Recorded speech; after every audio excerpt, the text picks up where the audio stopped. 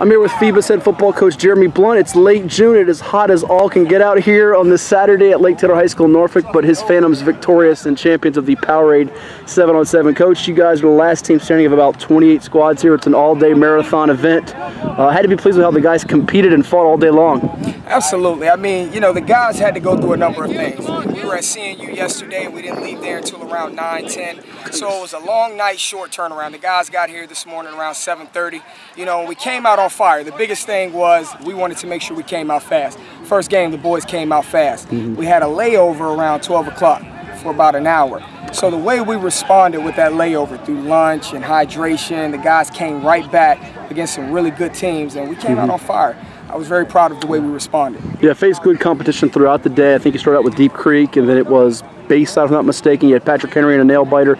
This game with Freedom is going to be a team to watch out for in Class 6. They got a couple of scholarship guys in Taekwon Brown, Robert Mayo, but you guys go to overtime with them, and then it's Chris Daniels, your quarterback, one of two quarterbacks for you, finding DeQuandre Edwards for the last play. Tell me what you saw. I mean, at the end of the day, this is stuff we practice. It's pitch and catch, and we understand we're out here to get better. We're out here, we're not drawing things up in the sand. You know, we want to make sure that we're running what we're going to do during the season so our quarterbacks get true reads, a true process, and our receivers can legitimately go through their process and make sure that they're catching the ball like we need to do. So, I mean, I was proud to see our guys go through the timing that we normally work on versus air and versus bodies. You know, it was a really good thing today that we were able to do, and, you know, it was fun competition. Defensively, Phoebus has hung his hat on it for years, and it looked like it will be the case once again. Even though you graduate 3 top-level guys in the secondary with Jonathan Gregory, Deshaun Pope, Andre Jackson, Latrell Smith, a newcomer, looks very good for you, and your linebackers were making plays all day long. Absolutely. I mean, that's one thing about it. We hang our hats on building depth. So one thing about it, when we have guys graduate, those guys were once part of that process of being the young guy, getting reps and being prepared when it was their moment. It's these guys' moment now. So we want to make sure we never go into a season feeling like rookies. We want to always feel like we have some type of experience. And that's why we're doing what we're doing today. Let me test your competition. Let me test what you're able to do in pressure situations. Let me test how do you process through when it's a pressure situation. Can you keep your cool?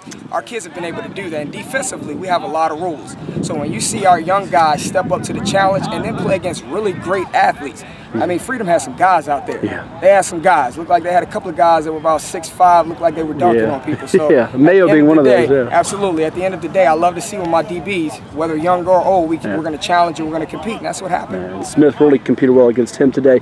I could be wrong. I've been around you guys a lot this offseason, but it just looks like from a leadership standpoint, 2 of the guys you lean on are Darryl Bryant and Damian Charity. Absolutely. We have Damian Charity, Daquan Fleming, Darryl Bryant, you know, Kareem Wilson, Cameron Wilson, Tim Young, you know, DeQuandre Edwards. Hey, listen, if I left any of my guys off, you know, just charge it to my heart, all right? Charge it to my mind, not my heart, but it's one of those things. The guys are playing good football, man, and our seniors have to step up. Our seniors have to step up, so we expect that leadership. That's a part of the process during the offseason, to build the camaraderie, build the leadership, and I think the guys have been responding to the expectations of the coaches. Well, you mentioned Kareem Wilson to me midday, and he made some plays last year. Younger brother of Mark Wilson, who was a standout for Phoebus. Corey Wilson's younger brother of Mark Wilson. Oh, Corey, okay. Kareem Wilson and Cameron Wilson are 2 brothers. Okay.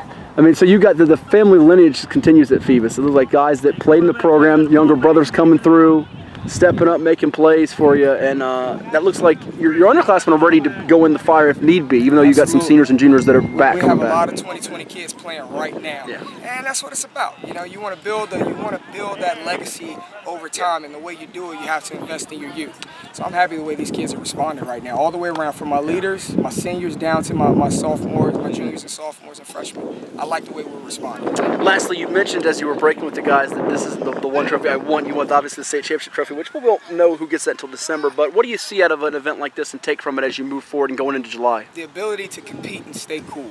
You know, at the end of the day, anytime you get an opportunity to respond, to play in some type of pressure situation, whether it's two-hand touch or a scrimmage, and you know it's an overtime within a scrimmage because it's a game situation scrimmage, you know, you enjoy those moments because you get to see how your kids respond with pressure. So at the end of the day, what I take from this is, you can always say you've been there some way, somehow. Now all you have to do is add the physical aspect to it, because if the process is there mentally, the physical aspect just comes. And you just stay disciplined and stay in control, we'll be able to do some things this year. Well, the Phantoms, the last team standing today at the Powerade 7-on-7. Go get some water and cool off. Appreciate it. All right, man. Thank you.